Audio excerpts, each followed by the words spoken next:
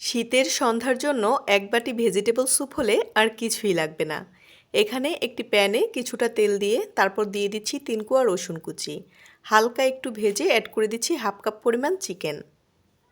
চিকেনটাকে একটু ভালোভাবে ভেজে নিয়ে দিয়ে দিচ্ছি 2টা কাঁচামরিচ কুচি, হাফ টেবিল চামচ গোলমরিচ। চিকেনের কালারটা একটু চেঞ্জ হয়ে আসলে এখন এখানে দিয়ে দিচ্ছি আমি সবজিগুলো।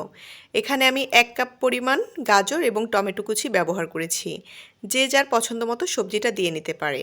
এখন হাফ চামচ লবণ দিয়ে এগুলোকে ভালোভাবে ভেজে অ্যাড করে দিচ্ছি 2 কাপ পরিমাণ গরম পানি। সবজিগুলো সিদ্ধ হয়ে আসলে এ পর্যায়ে আমি 2 টেবিল চামচ কর্নফ্লাওয়ার পানি দিয়ে গুলে দিয়ে দিচ্ছি। যখন স্যুপের মিশ্রণটা এরকম ঘন হয়ে আসবে উপর থেকে ছড়িয়ে দিচ্ছি একটি ডিম। ভালোভাবে নেড়েচেড়ে মিশিয়ে কিছুটা ধনিয়া পাতা কুচি দিয়ে তারপর নামিয়ে নিব।